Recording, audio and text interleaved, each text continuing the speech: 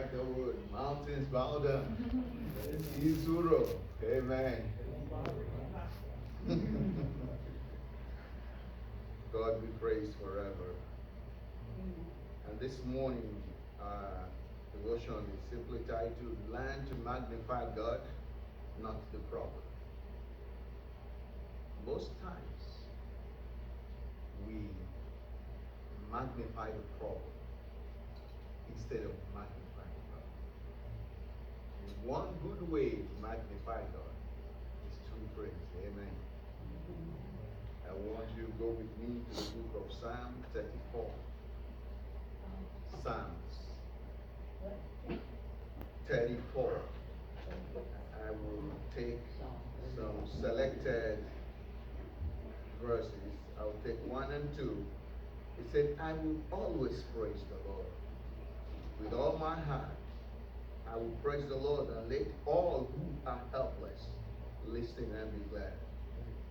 Verse 5 says, keep your eyes on the Lord, and you will shine like the sun and never blush with shame. 6, I was a nobody, but I prayed, and the Lord saved me from all my troubles. Verse 9 says, honor the Lord, for you are his people. No one who honors the Lord will ever be in need. He continued in 10 by saying, the young lions may go hungry or even starve, but if you trust the Lord, you will never miss out on anything good. Verse 15, it said, if you obey the Lord, he will watch over you and answer your prayers. And 18, it said, the Lord is there to rescue all those who are discouraged and have given up. Praise the Lord. We are encouraged this morning to start focusing on how great God is, remembering his goodness, his faithfulness, his mercy, his compassion. As humans, we are tempted to look at the problem before us. This is what was typified as mountain, as river. Whatever it is that has stood before you, they are real. They are with you. They need answers. They are needs. They are not things that you can push aside. We acknowledge that. And sometimes it's so tempting as human beings to allow yourself to be engrossed, to be drawn into those challenges, to those problems.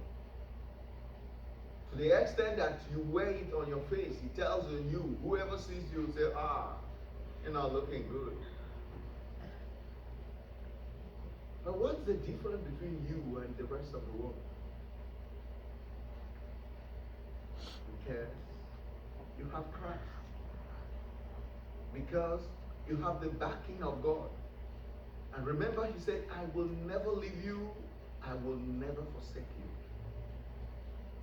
Never is a strong word. In my own Bible, it's capitalized.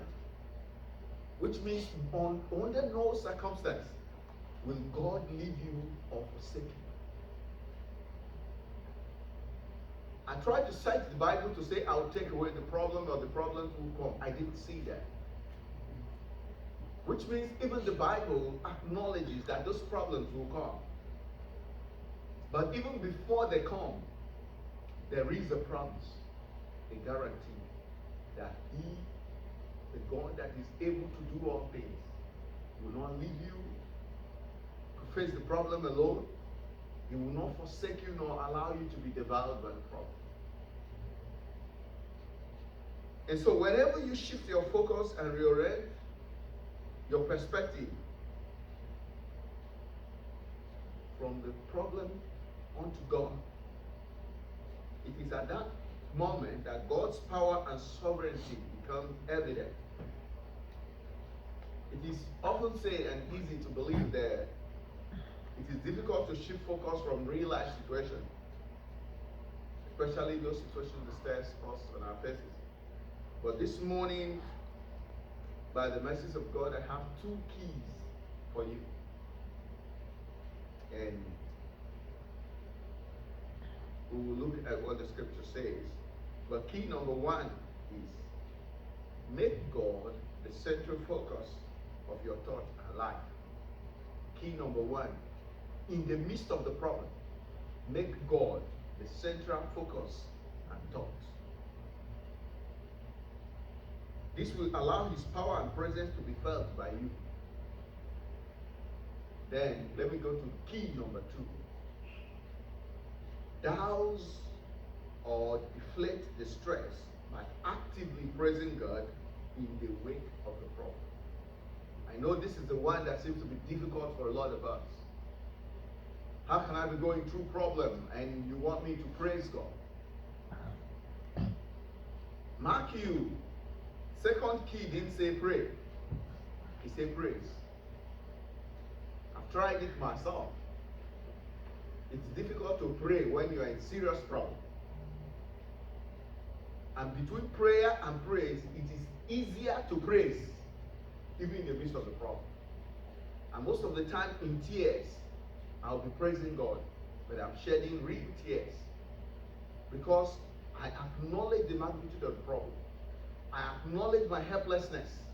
I acknowledge I've looked around and there is no human, not siblings, not parents, not friends, not spouse, not colleagues, not children who could help me.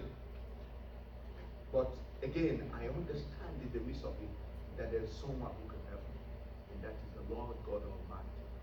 And I am pushed to praise Him. And I praise Him sometimes in tears, in weeping, in quietness.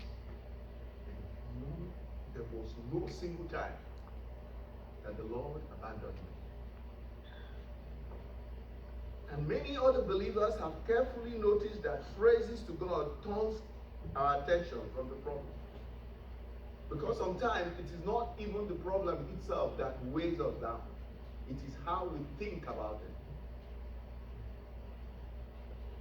it.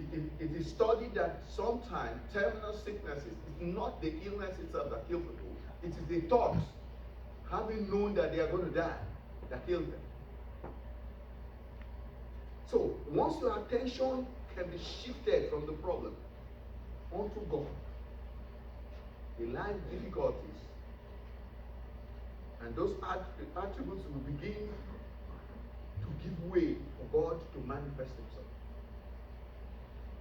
And I want to close by taking us to Romans chapter 12, verse 12. Romans 12, 12. It said, let your hope make you glad. Be patient in the time of trouble and never stop praying. Praise the Lord. So, if you want, you can replace praying and praising is almost the same thing. You can replace the praying with praise. So, two antidotes. Shift your focus and make God become your central focus. Just think of God rather than thinking of God. Then secondly, no matter how difficult it is, attempt to praise God. As you do this, you will see the mighty hand of God at work in your life and in the time of your challenges in Jesus' name. God bless you.